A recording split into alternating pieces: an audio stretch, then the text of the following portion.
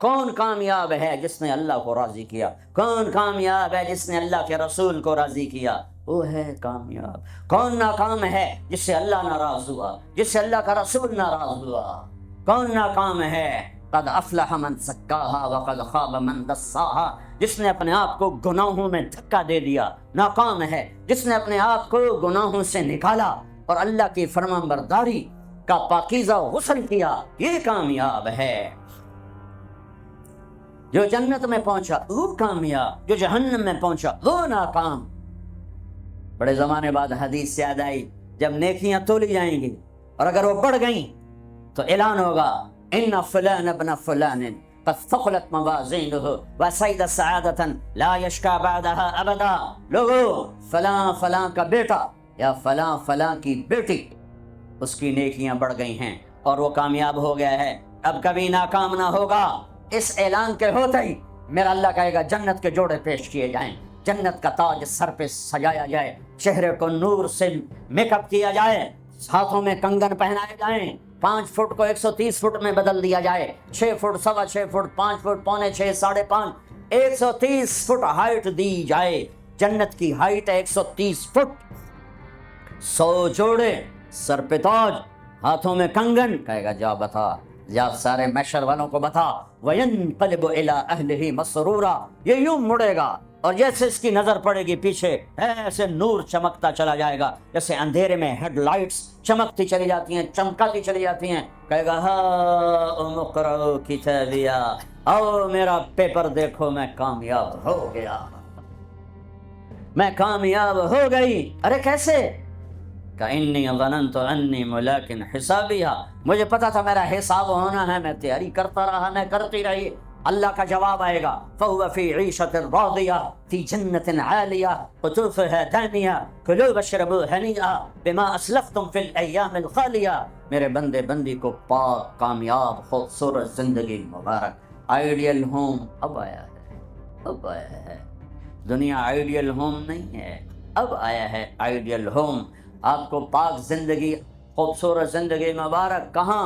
فی جنت عالیہ، اونچی جنت، عالی شان جنت، جس میں ایک اینٹ موتی کی، ایک یاقوت کی، ایک زمرد کی، ایک سونے کی، ایک چاندی کی، بیچ میں سیمنٹ، مشک، گھاس، زعفران، اور اوپر دیکھو انہوں نے کیسی بڑی چھت بنائی ہوئی، اوپر چھت عرش الرحمان، اللہ کا عرش چھت بنے گا۔ اور میرے نبی نے فرمایا اللہ نے عرش حسین ترین مخلوق بنائی ہے، حسین ترین مخلوق ہے اللہ کا عرش۔ اور ایمان والی بیویاں مردوں سے پہلے جنت میں پہنچیں گی، مردوں سے پہلے پہنچیں۔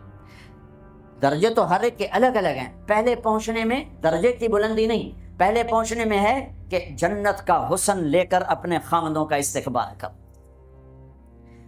یہ جنت کے حسن کے ساتھ پہلے کھڑی ہوں، یہ پیچھے پہنچیں گی، اس کو گلے لگائے پہ کہے گی انت حبی و انا حبک، تم میرا محبوب میں تیری محبوبہ۔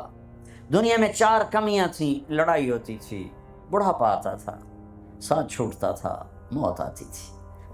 تو ان 4 کا جواب دے رہے، انا راضیہ فلا اسخط ابدا، اب میں راضی ہوں، اب میری آپ کی کبھی لڑائی نہیں ہوگی۔ انا الناعمہ فلا ابأس ابدا، دنیا میں بوڑھی ہو گئی تھی، اب مجھے ہمیشہ جوانی مل گئی، اب مجھے بڑھاپا نہیں آئے گا۔ انا المقیمہ فلا ارحل ابدا، میں اب ہمیشہ آپ کے پاس ہوں، کبھی آپ کو چھوڑ کے نہیں کہوں گی میں جا رہی ہوں، میں پیپر بھیج رہی ہوں، میں کورٹ میں جا رہی ہوں، بس ہمیشہ تیرے پاس ہوں۔ انا الخالدہ فلا اموت ابدا، اب موت مر گئی، اب ہمیشہ تیرا میرا ساتھ ہے۔ ان کو لے کر آئے گی بیگم، آگے خدام، غلمان، حور، قصور دونوں آئیں گے۔ الفاظ کہاں سے لوں؟ کارپٹ بچھے ہوئے، تختوں پر بٹھایا جائے گا،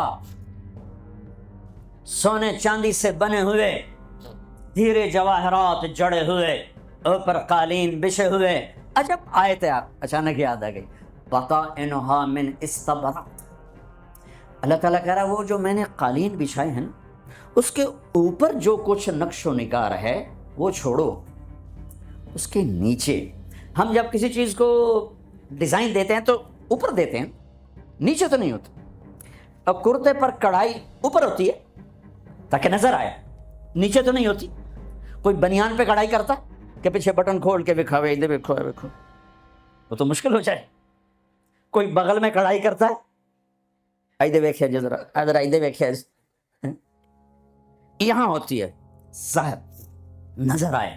واہ میرے رب، میرا رب فرما رہا ہے کہ وہ جو میں نے اس کے اوپر بنایا ہے نا وہ تم سمجھ نہیں سکتے. وہ قالین ایسے زمین پر پڑے ہوئے ہیں تو زمین کے جو نیچے والا حصہ ہے وہ تو اٹھا کے دیکھیں گے تو نظر آئے گا نا. وہ اگر فلیٹ بھی ہو تو کیا مسئلہ ہے، فلیٹ ہی ہوتا ہے، جو کچھ ہوتا ہے اوپر ڈیزائن ہوتا ہے. پر میرے رب نے کہا اوپر والا تو میں بتاتا نہیں، جب تم اسے اٹھا کے دیکھو گے تو تمہاری آنکھیں ایسے ایسے ہو جائیں گی. ایسے حسین ڈیزائن میں نے نیچے بنائے ہیں کہ تمہاری آنکھیں برداشت نہ کر سکیں، تو اوپر کا ڈیزائن کیسا ہوگا جس پہ تمہیں بٹھاؤں گا، کہو تکیے لگاؤں گا، آگے سرہیاں ہوں گی، ان میں معین کی شراب ہوگی. کیا دنیا کی شراب پیتے ہو، منہ میں بدبو، پیشاب اندر نکل رہا ہے، ادھر گرا پڑا ادھر گرا پڑا ہے، گردے خراب ہو رہے ہیں، جگر خراب ہو رہا ہے.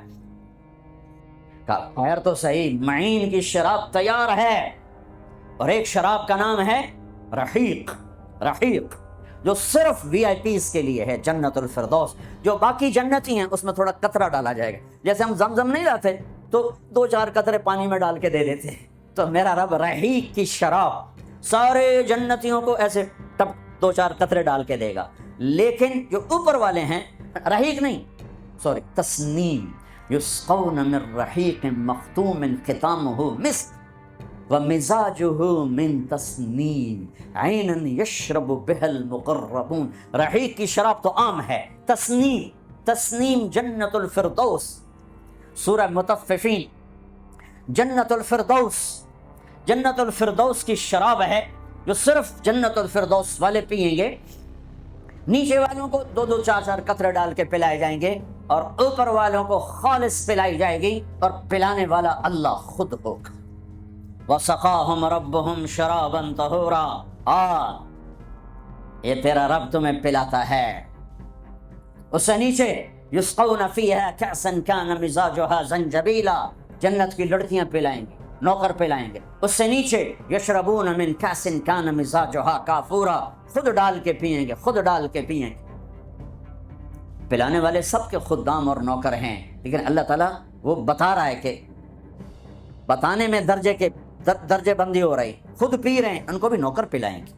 پلایا جا رہا ہے، ان کو بھی نوکر پلائیں گے. اللہ پلائے گا، اپنی شان کے مطابق پلائے گا، اس کا مطلب ہم نہیں جانتے، لیکن اللہ نے کہا ہے کہ میں خود پلاؤں گا. بٹھائے گا، نیچے نظر پڑے گی دودھ شہد شراب کی نہریں، اوپر نظر پڑے گی درختوں کے سائے پھیلے ہوئے، اللہ کا عرش چمکتا ہوا. سامنے نظر پڑے گی تو پرندے اڑتے ہوئے، دائیں بائیں دیکھیں گے تو نوکر کھڑے ہوئے، آگے پیچھے دیکھیں گے تو چشمے ابلتے ہوئے، پھل پکے ہوئے، سائے پھیلے ہوئے، خوشے لٹکے ہوئے، قالین بچھے ہوئے، سراہیاں دھری ہوئیں، جام بھرے ہوئے، مزے میں لگے ہوئے. کھلو واشربو، جاؤ، نہ نماز نہ روزہ نہ حج نہ زکوٰۃ، موج کرو، مزے کرو، میلہ کرو کہ تم نے دنیا میں راضی کیا، آج تمہیں تمہارا رب راضی کرے. فرشتے نوکر آئیں گے، سلامن سلام سلامن سلام، بڑے خوش ہوں گے، نوکر سلام کر رہے ہیں. پھر فرشتے آئیں گے، سلام علیکم بما صبرتم، فرشتوں کے سلام پر وہ ہل جائیں گے. آپ ہمیں کیسے سلام کر رہے ہو، اب تو فرشتے. وہ کہیں گے بما صبرتم، جو لندن میں آپ نے صبر کیا اس کا صلہ ہے کہ ہمیں حکم ہوا ہے کہ آپ کو سلام کریں.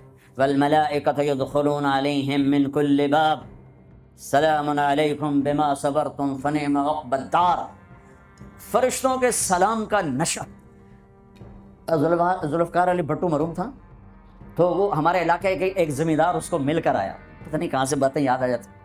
تو جب واپس آیا نا تو اس سے بات کرے تو منہ انج کر لگے. کہ جو جی تم کیوں ہے کہ اسے منہ نال بھٹو نال گل کی تھی، اسے نال توڑے نال گل کرے.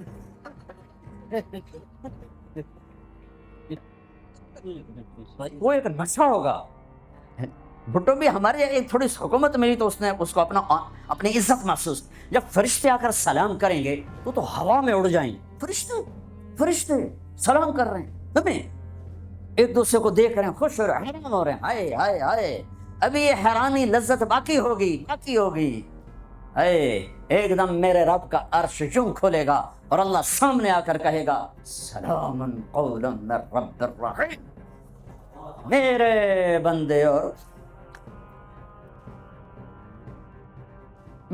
بندے اور بندیوں, آج تمہارا رب تمہیں سلام پیش کرتا ہے. یہ ہے عزت, یہ ہے دھن دولت, یہ ہے شہرت, یہ ہے کامیابی, یہ ہے بلندی, باقی سب پستی ہے. پھر اللہ میرے بندو خوش ہو, راضی ہو. ہے میرے حبیب نے فرمایا اللہ ہر ایک کا نام لے کر, ہر ایمان والے مرد عورت کا نام لے کر اللہ پوچھے گا کیا حال ہے, آپ ٹھیک, خوش, کوئی تکلیف, کوئی مسئلہ تو نہیں. آپ نے ایوب علیہ السلام کا نام سنا ہے, اہل ایمان ہو, 18 برس بیمار رہے, دردوں نے ڈیرے ڈال دی, کیڑے پڑ گئے. یہ غلط بات ہے, نبی ایسا نہیں ہوتا کہ اللہ اس کو کیڑے ڈال دے. بیماری تھی بہت زیادہ, 18 سال کے بعد ٹھیک ہوئے. ایک دن کسی نے پوچھا حضرت بیماری کے دن یاد آتے ہیں؟ فرمایا آج کے دنوں سے زیادہ مزے کے تھے. کہیں وہ کیسے؟ کہ جب بیمار تھا روزانہ اللہ ایک دفعہ پوچھتا ایوب کیا حال ہے. اس آواز میں جو لذت تھی اب وہ ختم ہو گئی ہے. اور وہ کیا وقت ہوگا جب عرش کے دروازے کھل چکے ہوں گے اور اللہ سامنے ہوگا اور تم بیمار نہیں ہوگے, موت نہ ہوگی, دکھ درد دکھڑے نہ ہوگے, اور اللہ تمہارا نام لے کر کہے گا کیا حال ہے, کوئی خدمت, کوئی ضرورت. کہیں گے یا اللہ بڑے راضی ہیں, تو پھر اللہ فرمائے گا تو اب تمہیں جنت سے اعلیٰ چیز دے دوں. کہیں گے یا اللہ جنت سے اعلیٰ کیا ہے؟ تو اللہ فرمائیں گے جاؤ میں راضی ہو گیا, کبھی ناراض نہ ہوں گا. منزل ملی. وہ منزل کیا منزل ہے جو مل کے چھن جائے. وہ عزت کیا عزت ہے, وہ دولت کیا دولت ہے, وہ شہرت کیا شہرت ہے, جسے موت مٹا دے, قبر گلا دے, ہوا اڑا دے, تاریخ بھلا دے. جن کے نام کی گونج تھی دنیا میں آج ان کو جاننے والا کوئی نہیں ہے. یہ کامیابی ہے, یہ میرے نبی نے بتائی ہے, یہ میرے اللہ نے. آج میں راضی ہو گیا, جاؤ کبھی ناراض نہ ہوں گا. اب یہ سارے کہیں گے یا اللہ ہمیں تو لندن میں پتہ نہیں تھا آپ ایسے جمال والے حسین جمیل, یا اللہ ہمیں اجازت تو دے, ہم ایک سجدہ کرنا چاہتے, ایک سجدہ. تمہیں بغیر دیکھے کرتے تھے لیکن مزہ نہیں آیا, آج دیکھنے کے بعد پتہ چلا سجدہ کریں. میرا اللہ کہے گا قد وضعت عنکم مؤونۃ السجود, جاؤ سجدے معاف کر دیے. لندن میں تھے, ویسٹ ہیم میں تھے, ایسٹ ہیم میں تھے, وہ وہاں تھے, یہاں نہیں. وہاں تم غلام تھے, میں مالک تھا, تمہارے ذمے میری عبادت تھی. اب تم مہمان ہو, میں میزبان ہوں, اور مہمان سے کام نہیں لیا جاتا. باؤ بولو کیا کھاؤ گے, کیا پیو گے, کیا کرنا ہے, جاؤ موج میلہ کرو. کہیں گے یا اللہ تجھے دیکھتے رہیں اور کچھ نہیں چاہیے. کہ نہیں, جمعے آ جانا, باتیں ہوں گی, دیدار بھی ہوگا, بات بھی ہوگی, کلام بھی ہوگے, مزے بھی ہوں گے. ہر جمعے میں تمہارا رب تمہارے دیدار کو آؤں گا. ایک شخص آیا حضرت عبداللہ بن عمر کے پاس, عبید اللہ بن عمر کے پاس, حضرت میں نے ماں کو حج کرایا کندھے پہ بٹھا کے, میں نے ماں کا حق ادا کر دیا. تو انہوں نے کہا ولا طلقۃ واحدہ. طلقہ کسے کہتے ہیں؟ جب بچہ پیدا ہوتا ہے تو ماں کو دردوں کی لہریں اٹھتی ہیں, اور وہ بے شمار اٹھتی ہیں, تڑپا کے رکھ دیتی ہیں. اس ایک لہر کو طلقہ کہتے ہیں. ایک لہر, جو ایک لہر اٹھ کے چلی جاتی ہے اور پیچھے دوسری آ رہی ہوتی ہے, اس ایک لہر کو طلقہ کہتے ہیں. تو عبید اللہ بن عمر فرمانے لگے ابھی ایک لہر کا بھی حق ادا نہیں ہوا, یعنی یہ حق ادا ہو ہی نہیں سکتا. عبداللہ بن عمر سے کسی نے پوچھا حضرت میں نے اپنے ماں کو خراسان سے کندھے پہ بٹھایا، خراسان یہ جو ایران میں، اور میں مکہ پہنچا کندھے پہ بٹھا کے، سارا حج کرایا، تو میں نے ماں کا حق ادا کیا۔ انہوں نے کہا ولا ظفرۃ واحدہ، تیری ماں تجھے سنبھالتے ہو جب تھک کے گہرے گہرے سانس لیتی تھی نا، ابھی ایک سانس کا بھی حق ادا نہیں ہو، اتنا حق رکھا ہے۔ میں قربان جاؤں اپنے نبی کی سیرت پر، آپ نے فرمایا اکرموا اولادکم، اپنی اولاد کو بھی عزت دو، اپنی اولاد کو بھی عزت دو۔ ماتحت کو عزت دینا یا چھوٹوں کو عزت دینا تو اس سے بھی بڑی بات بن جاتی، جو تمہاری جن کو قتل بھی کر دو تو تمہارے اوپر کوئی مقدمہ نہیں بن سکتا ہے۔ آپ نے کہا اپنی اولاد کو عزت دو، کہ ان کے اندر عزت بھرو گے تو وہ واپس آئے گی۔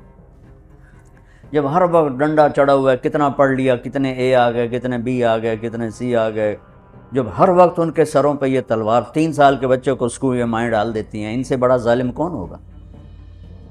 3 سال کا بچہ بھی اسکول جانے کے قابل ہوتا ہے، وہ تو ماں کی گود کے لیے ہوتا ہے۔ 7 سال تک میرا نبی کہتا ہے نماز پڑھنے کا نہ کہو، نماز جیسے فریضے کو جو سب سے زیادہ شریعت میں ہائی لائٹ ہوا ہے، 7 سال تک ہم نماز بھی نہ، تو کیا کرو کہ پیار دو، چھاؤں دو، جھولی دو، گود دو۔